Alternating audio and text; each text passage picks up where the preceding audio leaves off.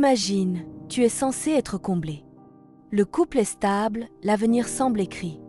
Et pourtant, quelque chose flanche. Un doute. Silencieux, mais tenace. Et si ce n'était pas un signe de fin, mais un début différent? Ce n'est pas un échec. C'est une question à écouter. Les doutes ne frappent pas toujours aux portes des relations fragiles. Parfois, ils s'invitent là où tout semble tenir. Là où les photos sourient, où les projets avancent, où les anniversaires se fêtent. Et c'est ça, le paradoxe. Tu vis l'amour solide, mais ton cœur glisse. Peut-être que ce n'est pas lui, ni toi, mais le monde autour. La pression d'un avenir trop parfait. L'angoisse de sacrifier des rêves personnels pour un nous collectif. L'impression que le bonheur conjugal doit effacer tous les autres besoins. Et soudain, tu ne sais plus si ce que tu ressens est du vide ou de la croissance. Les films parlent de passion. Les contes de fées d'âme sœur. Mais la réalité, elle est faite de changements intérieurs, de remises en question, de métamorphoses. Et parfois, deux êtres qui s'aimaient profondément prennent des chemins qui s'écartent, même sans drame. Alors non, tu n'es pas ingrate. Tu n'es pas instable. Tu es humaine, vivante, en mouvement. Et ces doutes sont peut-être la voix d'une partie de toi qui demande simplement à être entendue. Pas pour tout détruire, mais pour réajuster. Comprendre d'où viennent ces frémissements silencieux, c'est déjà commencer à les apaiser. Les pensées vont dans tous les sens. Et si je faisais une erreur? Et si je restais et que je regrettais? Et si je partais et que je détruisais tout? Ta tête crie. Elle veut des réponses. Claires, immédiates, définitives. Mais ton cœur, lui, ne fonctionne pas comme ça. Il ne hurle pas. Il chuchote. Il murmure ses vérités dans des silences. Il se fait sentir dans l'inconfort. Dans les moments où tu souris, mais que quelque chose se tord à l'intérieur. Alors, il faut ralentir. Écouter. Pas pour savoir quoi faire, mais pour ressentir ce qui est vrai pour toi. Est-ce que ces doutes sont passagers? Est-ce qu'ils apparaissent après une dispute, une fatigue, un manque de lien? Ou sont-ils là depuis longtemps, comme une musique de fond que tu essaies d'ignorer? Il y a des outils pour ça. Un journal. Une question répétée chaque jour. Qu'est-ce que je ressens vraiment, aujourd'hui? Des moments de silence, de respiration. Une méditation simple où tu n'essaies pas de résoudre, mais juste d'écouter. Et surtout, la méthode du good check.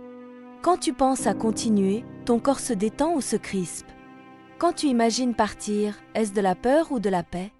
Ton intuition sait. Elle sait souvent avant toi. Tu n'as qu'à lui laisser de l'espace. C'est peut-être ce qui fait le plus peur, ouvrir la bouche. Dire à l'autre que tu doutes, que tu n'es pas certaine. Pas parce que tu veux partir, mais parce que tu veux comprendre. Parce que tu veux être honnête. Mais comment parler sans blesser? Comment dire j'ai besoin de réfléchir sans que l'autre entende je ne t'aime plus? La clé, c'est la vulnérabilité. Pas d'accusation. Pas de tu fais, tu es, tu ne donnes pas. Mais du je ressens, je traverse quelque chose, je veux qu'on explore ensemble. Des phrases simples. Des silences respectés. Une main peut être prise pour dire « je suis encore là ». Et puis, savoir écouter. Pas pour répondre, pas pour se défendre, mais pour comprendre. Entendre ce que l'autre vit, ce qu'il ressent, ce qu'il a aussi peut-être enfoui par peur de te perdre. Parce que lui aussi doute, parfois, ou souffre de ton silence. C'est un pont fragile à construire. Mais c'est un pont, pas un mur, pas une falaise. Parler, c'est risqué, oui, mais c'est plus risqué encore de se taire jusqu'à ce que le lien s'effondre. Et si au lieu de chercher des garanties, vous décidiez juste d'avancer, pas à l'aveugle, mais côte à côte, conscient de ceux qui vous fragilisent. Créez ensemble un plan de croissance. Pas un contrat, pas une promesse figée, mais une carte souple. Ce qu'on veut renforcer, ce qui mérite d'être exploré, ce qui a besoin d'être guéri. Peut-être que cela passe par un rendez-vous hebdomadaire pour se dire les choses, par un accompagnement thérapeutique pour décoder les blessures anciennes, par des temps séparés pour se retrouver individuellement. L'amour n'est pas censé être un bloc figé. C'est une danse. Un rythme qui s'apprend à deux. Et parfois, il faut aussi réévaluer la vision. Ce que vous voulez à long terme. Ce que vous tolérez. Ce qui est non négociable. Pas pour juger, mais pour voir si vos âmes regardent toujours dans la même direction. Avancer dans l'incertitude, ce n'est pas être perdu. C'est être vivant. C'est aimer en conscience. Et si ce doute, que tu crains tant, était en réalité un messager? Un signal non pas de la fin, mais du besoin d'évolution? Les couples les plus solides ne sont pas ceux qui n'ont jamais douté.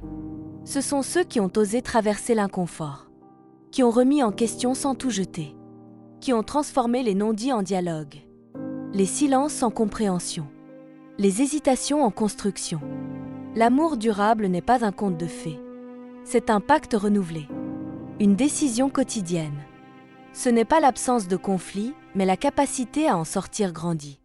Ce n'est pas l'assurance de rester, mais le choix d'y croire, chaque jour un peu plus. Et parfois, ce choix, il commence par le doute lui-même, par cette faille qui ouvre à l'intimité, par ce tremblement qui te pousse à aller plus loin. Pas pour t'éloigner, mais pour aimer mieux, plus profondément, plus honnêtement. Le doute n'est pas ton ennemi.